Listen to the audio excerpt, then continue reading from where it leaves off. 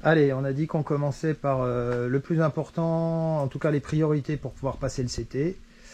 Et donc aujourd'hui, c'est vidange. Il y a 7 litres, filtre à huile, filtre à carburant, filtre à air, filtre d'habitacle. Bon, bah 7 litres, il faut 2 bassines. Hein. La bassine habituelle, ça passe pas. Le filtre à huile, il est dans la cartouche qui est ici, là. Bon, c'est pas super pratique, parce qu'on en fout partout à chaque fois qu'on sort le filtre, mais bon. Bon, alors c'est la merde pour sortir le filtre, parce qu'évidemment, ça se passe jamais comme prévu.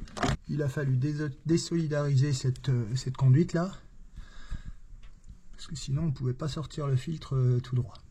Bon, c'est pas grave, c'est fait. Par contre,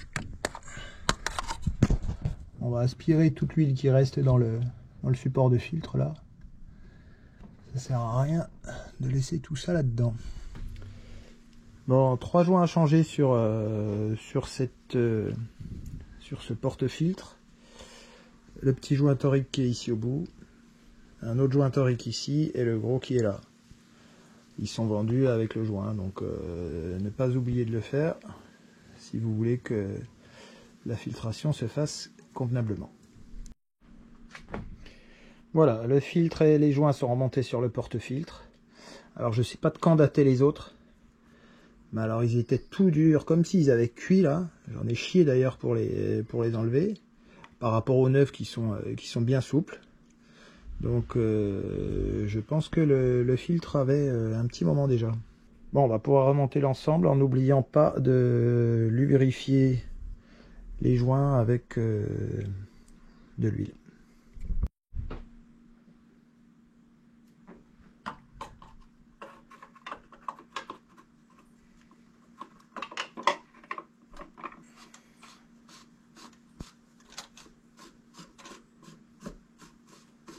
Alors comme d'hab, les premiers filets toujours serrés à la main, hein, parce que si vous utilisez une clé, vous ne sentirez pas si vous êtes de travers ou pas.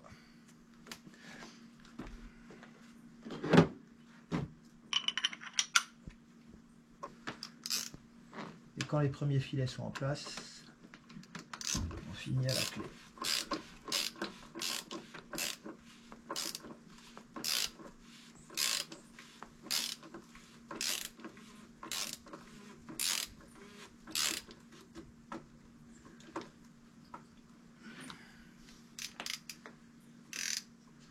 Bon, 25 Nm.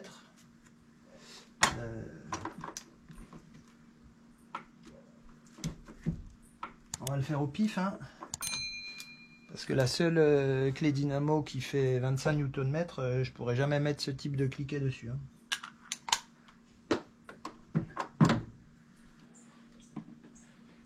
Allez, remplissage d'huile. Alors, on n'oublie pas de remettre le bouchon de vidange.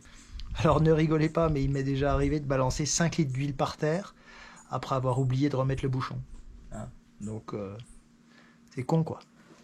Et puis, je suis sûr que ceux qui, comme moi, ont quelques centaines de vidanges à leur actif, ça vous est au moins arrivé tous une fois.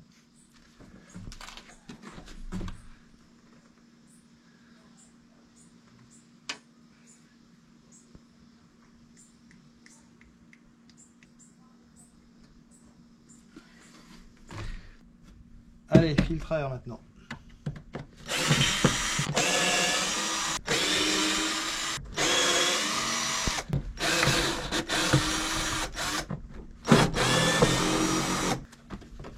Alors avant d'enlever le couvercle, il faut débrancher la fiche du débitmètre. Le capteur d'encrassement du filtre, ainsi que la dépression.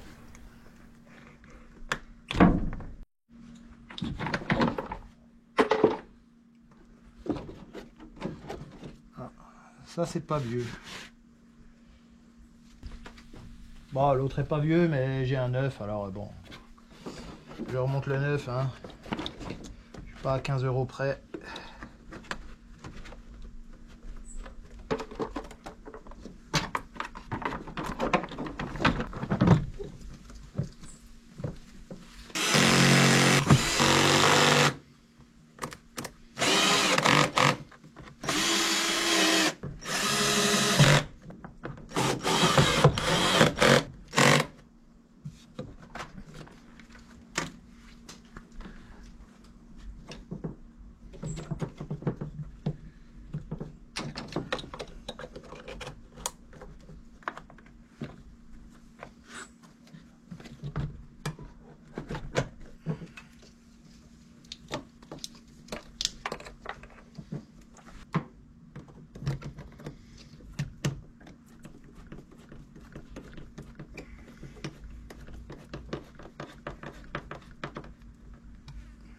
Et voilà, ça c'est une affaire pliée en moins de temps qu'il faut pour le dire.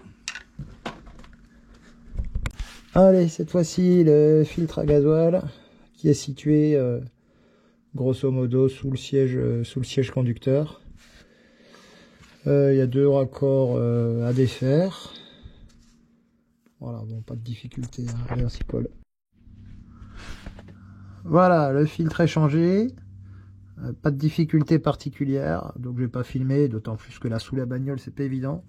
On arrive à la fin de cette première étape de remise en état de l'Amarok. Il ne reste plus que le remplacement du filtre à pollen qui est sous les pieds du passager, juste ici là. Allez.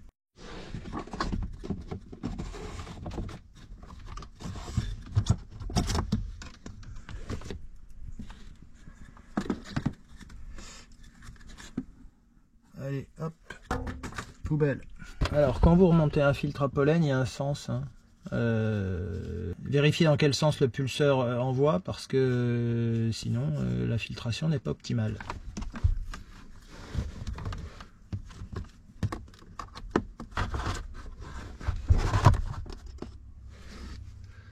Hop là.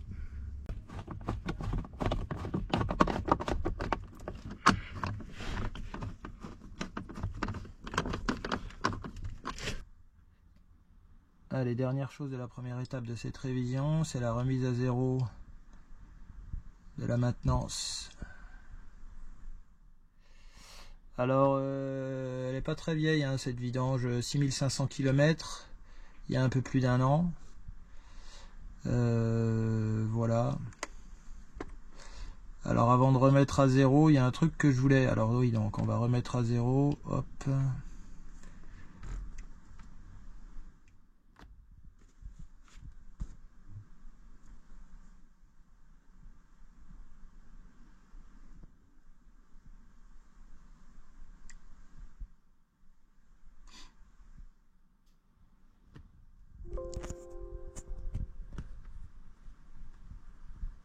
Voilà, tout a été remis à zéro. Alors maintenant que c'est remis à zéro, il y a un truc que je voulais changer. Première chose, on voit qualité d'huile, bonne qualité. Ça j'aime pas parce que ça sous-entend un rappel de service entretien en long life. C'est-à-dire tous les 2 ans ou plus 30 000 km, je crois, un truc comme ça. Moi je préfère déterminer, d'ailleurs vous voyez bien qu'on n'a pas la distance prédéfinie avant la prochaine vidange. Et moi, je veux prédéfinir moi-même la vidange tous les 15 000 km ou 365 jours.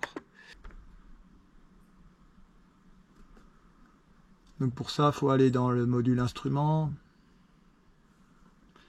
adaptation, et là vous cherchez qualité d'huile. Ici, au lieu de bonne qualité, vous mettez mauvaise qualité d'huile.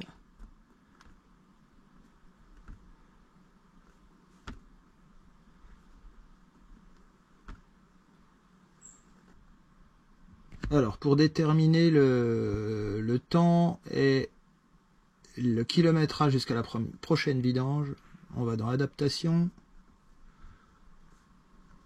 Ensuite, on cherche voilà, valeur minimale du trajet jusqu'au service. Et là, on voit 15 000 km. On peut changer cette valeur.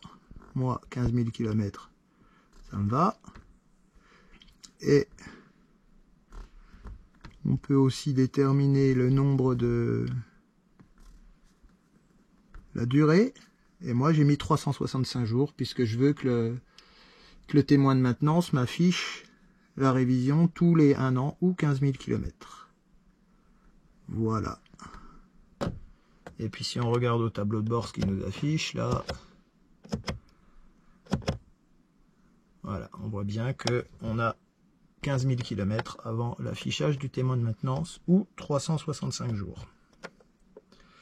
Voilà, voilà. Bon voilà, on en a fini pour la première étape de l'entretien de cet Amarok. Pour ceux qui veulent suivre la restauration, eh bien abonnez-vous.